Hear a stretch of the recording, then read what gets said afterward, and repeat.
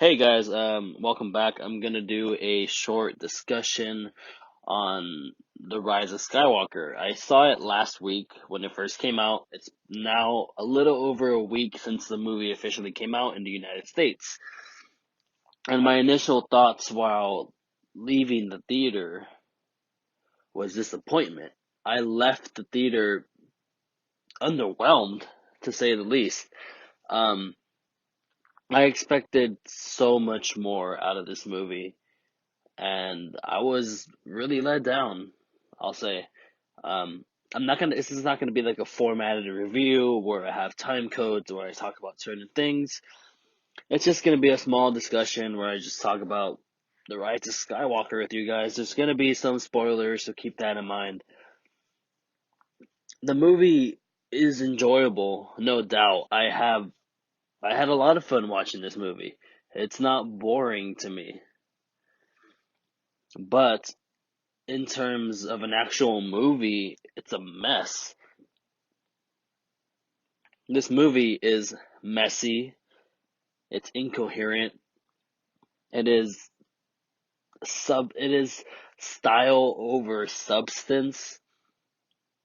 It always seems to hint at a larger story or a larger theme, and it never reaches those things. It kind of just teases you with it about we're gonna go this way with this certain thing, but we never fully explore this idea.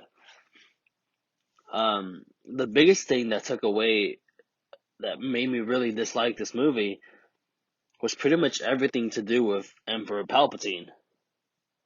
And I mean everything, including the whole Rey thing. I didn't like the inclusion of Palpatine in this movie. It felt forced, it felt sudden, it felt misused, and then Palpatine himself, the character in the movie, felt misused. It didn't fit. He literally came out of nowhere. I was never a fan of Palpatine resurrecting. I was nervous about it, and everything that I was nervous about came true in terms of Palpatine coming back. He seemed pointless. He seemed to be there just to have a big villain. The Rey Palpatine stuff really bothered me. Probably the most out of anything. Not that long ago, I made a video titled Rey is a Nobody, and I'm okay with that. Where I kind of defended the stance that The Last Jedi took that Rey is nobody.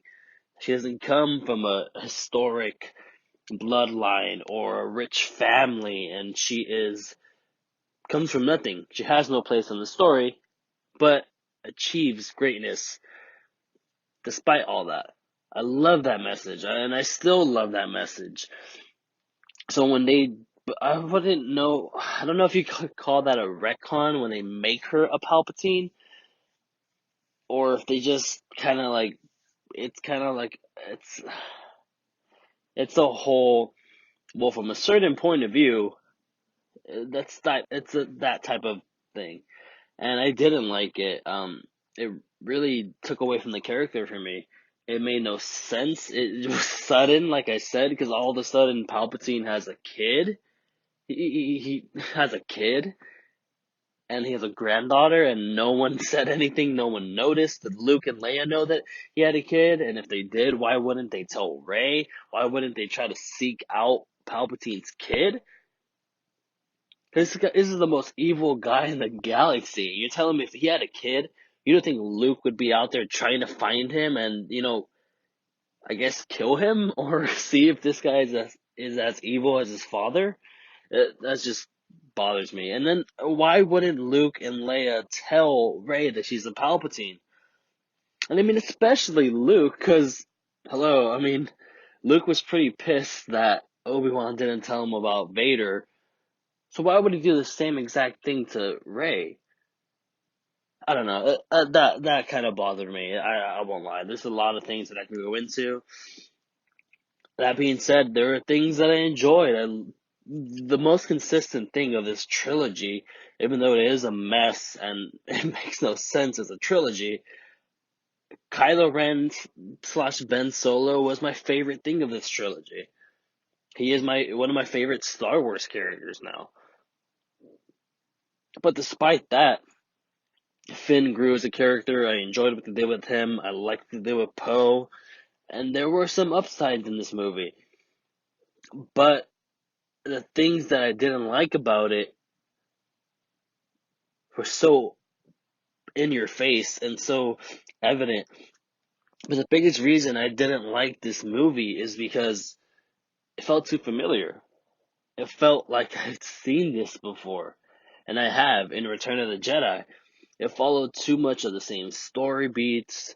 Visually, there are a lot of callbacks and references to Return of the Jedi, and that um, I mean, there were basically Star Destroyers, and I don't know. This movie felt too familiar. It felt too safe, and J.J. Abrams really, to me, it felt like he kind of didn't mold his story to fit what happened with The Last Jedi.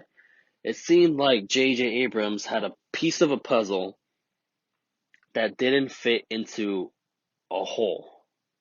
And he was like, no, I'm going to make this piece of the puzzle, which is his movie, into this slot of the puzzle. It's not going to fit. It's not meant to go there, but I'm not going to give in. I'm not going to change the piece.